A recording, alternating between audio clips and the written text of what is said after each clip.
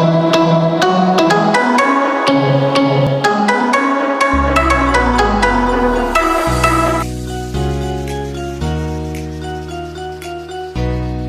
Igusti Ketut Jelantik, kelahiran 1800, Tukat Munga, Buleleng. Meninggal 16 April 1849 di Bali. Dikenal sebagai Ketut Jelantik, agama Hindu, warga negara Indonesia. Istri Igusti Ayu Madegeris, Igusti Ayu Pemkyang, Gusti Biang Madesaji, Jero Sekar. Anak Igusti Ayu Jelantik, Igusti Ayu Madesasih, Igusti Bagus Wedatarka. Karir yaitu Patih Agung Kerajaan Buleleng, Bali.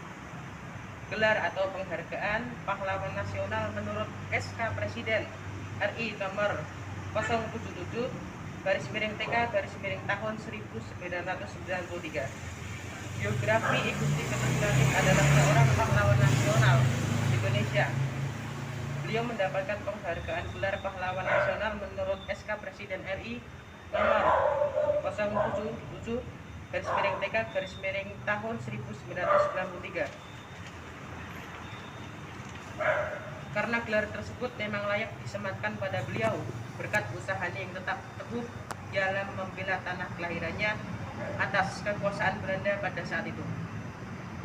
Berawal dari hak hukum tawan yang menyatakan bahwa kapal dari pemerintah manapun jika bersandar maupun terdampar pada wilayah perairan Bali maka akan menjadi milik kerajaan Bali. Ketika itu, pemerintah Belanda menolak dengan adanya hak tawan yang tentunya akan merugikan pihaknya. Pada saat kapal dagang Belanda yang terdampar di daerah Rancak, Jembrana yang merupakan wilayah dari kerajaan Buleleng, disita oleh kerajaan Buleleng yang membuat pemerintah Belanda menjadi meradang. Tidak setuju dengan adanya peraturan hak tawan yang mengakibatkan kapalnya terkena tawan karang, pemerintah Belanda pun dengan adanya peraturan hak tawan yang mengakibatkan kapalnya terkena tawan karang. Pemerintah Belanda pun menuntut untuk menghapus hukum tersebut serta menyarankan agar pihak dari kerajaan Buleleng untuk mengakui kekuasaan Belanda di Hindia Belanda. Tuntutan tersebut bagi partai kerajaan Buleleng saat itu Ketut Jelantik dianggap sangat meremehkan tersebut. Pada akhirnya dia tanggapi dengan sikap yang meradang pula. Beliau bahkan bersumpah bahwa selama hidupnya tidak akan pernah tunduk terhadap kekuasaan Belanda demi apapun alasannya. Suami dari Igusti Ayu Madegiria ini lebih memilih untuk berperang dibandingkan harus mengakui kedaulatan serta kekuasaan pemerintah Belanda. Igusti Ketut Jelantik adalah Perdana Menteri Kerajaan Buleleng di Pulau Bali. Suatu itu, Belanda sedang giat berupaya menguasai seluruh wilayah di Indonesia karena sumber daya yang kaya dan juga untuk mencegah negara Eropa lain menjadi pesaingnya. Sebagai alasan penyerangan terhadap Bali, Belanda menggunakan alasan praktik tawan karang, yaitu adat di Bali di mana kapal yang karam di Bali menjadi hak raja setempat. Belanda juga menuntut adat di Bali, termasuk Buleleng, untuk tunduk kepada pemerintah Hindia Belanda, namun tuntutan ini ditolak. Pada tahun 1846, Igusti Ketut Jelantik melawan pasukan Belanda yang menyerang di benteng Jagaraga. Pada pertempuran ini, Belanda gagal mengalahkan pasukan Bali. Perlawanannya berakhir setelah dia kalah perang akibat serangan Belanda pada tahun 1849 yang dibantu oleh tembakan meriam dari kapal Belanda.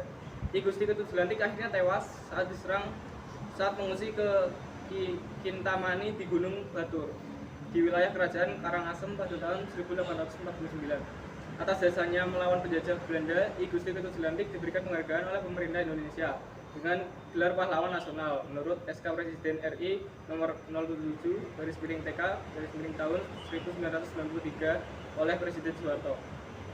Hal yang dapat diteladani dari Igusti Ketut Jelantik. Untuk keberaniannya membela negara, Igusti Ketut Jelantik mendapatkan gelar Pahlawan Nasional pada tahun 1993. Hal yang dapat diteladani dari Igusti Ketut Jelantik ialah nilai patriotisme, kesetiakawanan, dan bertanggung jawab.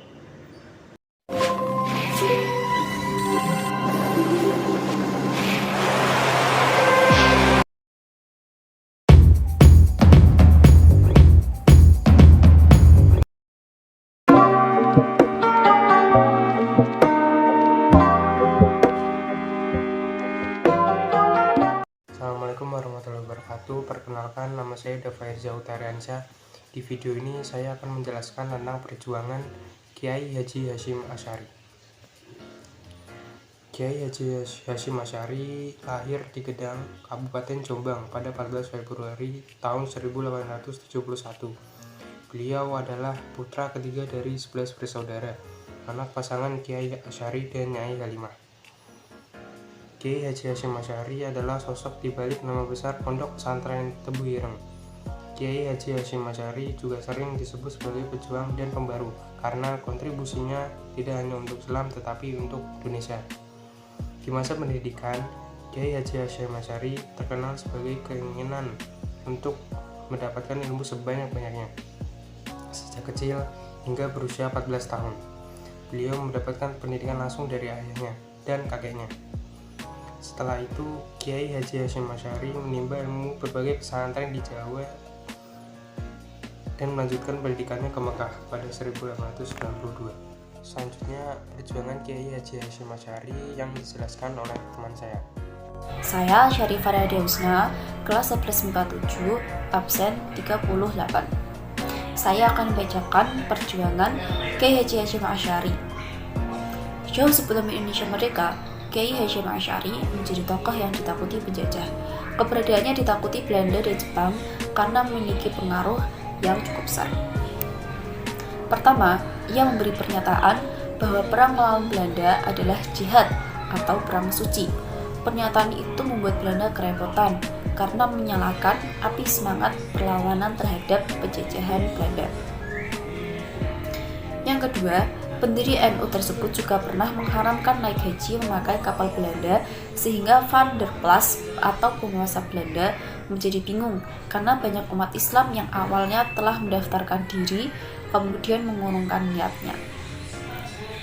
Kemudian kontribusi besar Kiai Haji Hasyim Asy'ari dalam menyatukan dua kubu yang berseteru untuk menentukan dasar negara Indonesia yang baru lahir. Para ulama yang terbelah menjadi dua kubu dalam menentukan dasar negara Indonesia tersebut atas petunjuk Kiai Haji Hasyim Asy'ari akhirnya menyepakati penghapusan 7 kata pada Piagam Jakarta. Penghapusan 7 kata pada Piagam Jakarta tersebut selain menghentikan polemik dasar negara juga menjaga persatuan dan kesatuan Indonesia dalam bingkai Negara Kesatuan Republik Indonesia. Di masa awal Indonesia merdeka, Belanda dengan Moncanika bermaksud kembali menduduki Indonesia. Kiai Haji Hasyim Asy'ari mengeluarkan pernyataan dengan isi penolakan kembalinya kekuasaan kolonial dan mengakui kekuasaan Republik Indonesia yang baru merdeka sesuai hukum Islam. Pada tanggal 22 Oktober 1945 atau lebih dikenal dengan Resolusi Jihad.